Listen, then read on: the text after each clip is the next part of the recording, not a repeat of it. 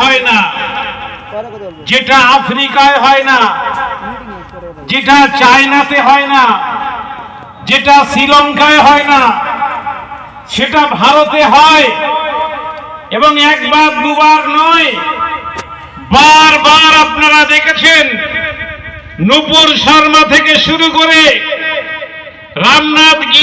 রামগিরি মহারাজ এবং নরসিংহ নন্দ মহারাজ একের পর এক কার ইন্ধনে তারা এমন একজন বিশ্ব মানবতার মূর্ত প্রতীক সম্পর্কে কুরুচিকর মন্তব্য করতে তারা দুঃসাহস দেখায়।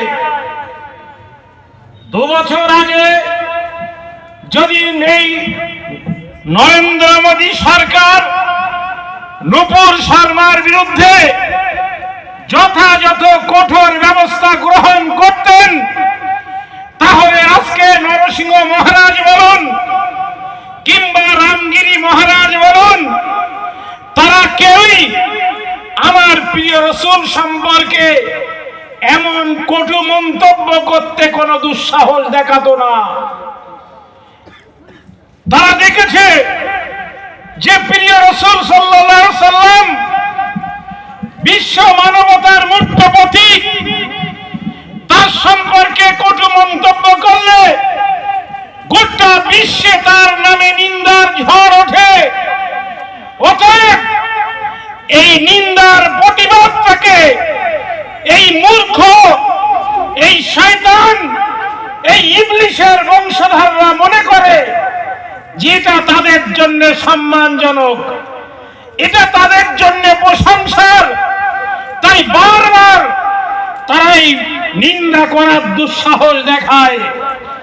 আমরা জানি এই নরসিংহনন্দ বলুন কিংবা রামগিরি মহারাজ বলুন কিংবা নূপুর শর্মা বলুন, এরা সকলেই হচ্ছেন নরেন্দ্র মোদীর পোষা কুত্তা ছাড়া অন্য কিছু নয়।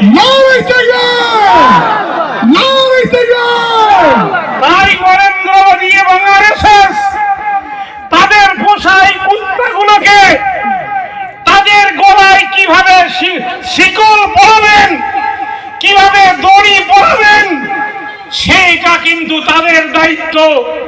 কিন্তু এই হিংস্র কুত্তাগুলোকে যদি তারা না থামাতে পারেন, তাহলে কিন্তু প্রতিবাদ হবে। আমার এক ভাই সাহেব বলছিলেন, প্রয়োজনে কলকাতায় প্রতিবাদ হবে, প্রয়োজনে দিল্লিতে প্রতিবাদ হবে, গোটা দেশের সমস্ত বড় বড় শহরগুলোতে প্রতিবাদ হবে। কিন্তু জেনে রাখবেন, কটু মন্তব্য করে হিরো হব, এটা যদি মনে করে নরসিংহনন্দ মহারাজ কিংবা রামগিরি মহারাজ, জেনে রাখবেন হিরো নয়। জনগণ যখন ক্ষিপ্ত হবে তখন কিন্তু কুত্তার হাল হবে।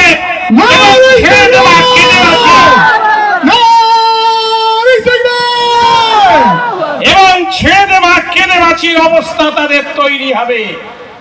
আপনারা জানেন 2024 সাল এখনো শেষ হয়নি।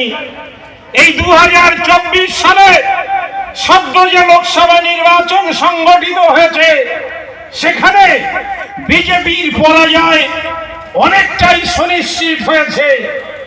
আজকে সমস্ত সংবাদপত্রে দেখুন, জম্মু কাশ্মীরে বিধানসভা নির্বাচন হয়েছে, হরিয়ানাতে বিধানসভা নির্বাচন হয়েছে, ভোট গণনা হয়নি সেখানে, কিন্তু আজকে সমস্ত কাগজগুলো এক্সিট পোল প্রকাশ